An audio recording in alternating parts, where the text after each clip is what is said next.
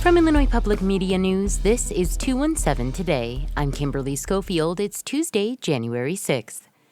Coming up, conservationists say wetlands provide many benefits, but the number of wetlands in the Midwest is shrinking. We'll hear more on a wetland preservation project in just a few minutes, but first, these headlines. Some Illinois lawmakers are calling for accountability after the Trump administration's arrest of deposed Venezuelan leader Nicolas Maduro and his wife. They were taken into custody this weekend by U.S. Special Forces. The couple pleaded not guilty to drug trafficking and other charges in their first appearance in federal court yesterday. U.S. Congressman Mike Quigley tells WBEZ's In the Loop the move has drawn condemnation from the international community, and the Democrat says that could undermine U.S. foreign policy in the future. We have lost even more legitimacy when we push back against one country invading another. If you're not going to follow international law, then how difficult is it for you to step out and say that's wrong? Quigley also called the conflict a distraction from bad news at home, citing inflation and the Epstein files. Illinois state lawmakers have signed off on legislation that would create sales tax and revenue bonds known as STAR bonds. Will Bauer reports Governor J.B. Pritzker recently signed them into law. Some may know STAR bonds because the Kansas legislature has been using them to lure the Royals and Chiefs away from Missouri. Under this bill, they couldn't be used for a professional sports team in Illinois, but they can be used on massive projects, ones that will require a capital investment of $30 million, do at least $60 million in annual gross sales, and create 300 new jobs. Swansea Democrat Jay Hoffman sponsored the legislation. Hopefully we'll have all three STAR bond projects in our region, creating, thousands of jobs. Developers would be able to use the sales tax generated by the project to repay the government bond, which could be as much as $75 million. I'm Will Bauer. Illinois' economy continued to expand in 2025, though economic growth was slower than in 2024. The Illinois Flash Index in December was 101.7, holding steady from November, but down from the same time last year. Any number above 100 on the index is a sign of economic growth in the state. University of Illinois economist Fred Gertz says fewer people are unemployed in the state. Illinois' unemployment rate in December fell to 4.1%, dropping from 5% last year and reaching the national unemployment rate. The U of I Institute of Government and Public Affairs says Illinois saw steady economic growth in 2025 despite inflation and political and economic uncertainties. Illinois State senior quarterback Tommy Rittenhouse says he's proud of the run he and his teammates made in reaching the FCC championship game despite a heartbreaking overtime loss. The unseeded Redbirds won 4 road playoff games to make it to the title game, but suffered a 35-34 setback to number 2 Montana State in Nashville. To go out like this, it's pretty fun, I guess, except we're on the losing end, but I can't be more grateful for, the ISU community. Rittenhouse threw 4 touchdown passes, but Montana State scored a 4th down TD and kicked the extra point to claim the win. Still to come, a look at a wetland preservation project in the Midwest.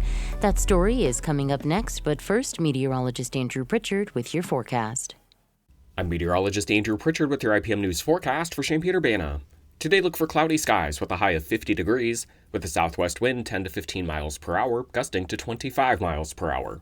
Tonight, mostly cloudy with a low of 33 degrees, a northwest wind 5 to 10 miles per hour. Tomorrow, partly cloudy with a high of 52 degrees, southwest wind 5 to 10 miles per hour.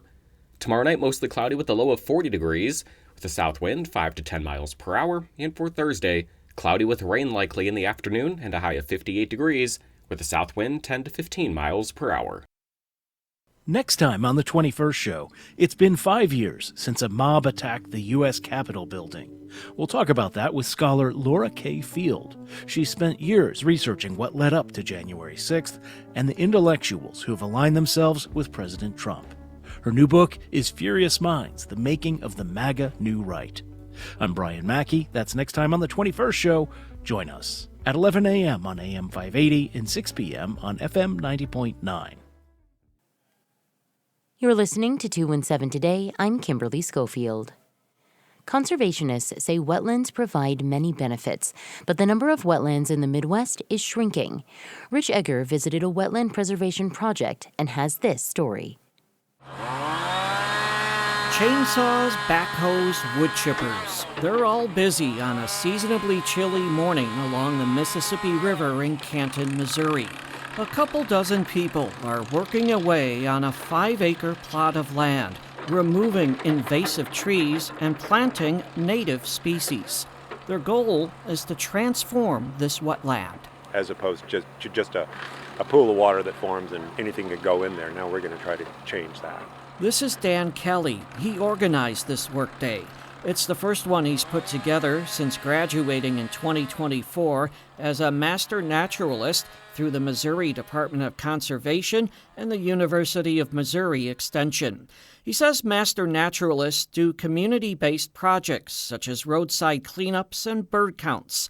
In this case, he wanted to modify this wetland, which is separated from the Mississippi River by the levee that protects this town. He says the site is a holding area for water, but it's turned itself into a natural wetland. And as this day progresses, Kelly finds their efforts transformative. In that it really shows itself as being a wetland. Just from a casual observation, you can see it. Otherwise, you didn't really know it was here before when all the trees are here. The crew also planted milkweed, which is native to Missouri and attracts pollinators. This kind of work is important, according to Randy Smith. We don't have wetlands to spare anymore, and so those that are remaining are just critical to maintain. Smith is a biologist and ecologist, and he's the Illinois River Project Director for the Nature Conservancy. He's involved with a couple major wetland restoration projects in west central Illinois. Smith says wetlands are beneficial to a variety of animal and plant species.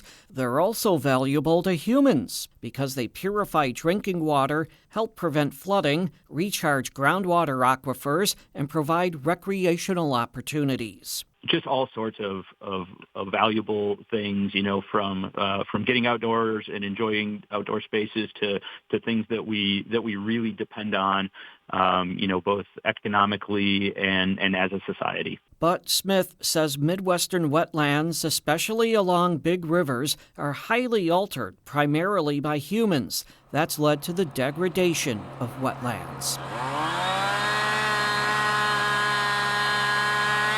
Back in northeast Missouri, the workday is more than just the removal and planting of trees. Dan Kelly also led several presentations on related topics, which were held at the Canton Public Library.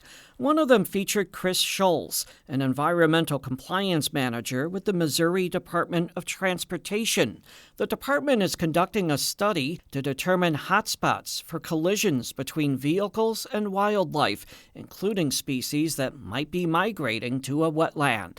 Schultz says one northeast Missouri hotspot appears to be between Wayland and Canton because of collisions between vehicles and some rare and unique animals. Specifically, a couple of state endangered turtles that we've been aware of for many, many years. And we actually put up a turtle fence south of Wayland back in the late 2000s to keep turtles off the road up there. MoDOT has a page on its website where people can report collisions for the study. Schultz says the department wants to make sure people are safe, and they want to protect wildlife at the same time. Rich Egger reporting. That's it for today. 217 Today is produced by Kimberly Schofield. Reporting today contributed by Marie Mendoza, Will Bauer, Arjun Tucker, Eric Stock, and Rich Egger. Music by the Kilbourne Alley Blues Band. Reginald Hardwick is our news director. I'm Kimberly Schofield. 217 Today is a production of Illinois Public Media. Thanks for listening, stay safe, and we'll talk to you again tomorrow.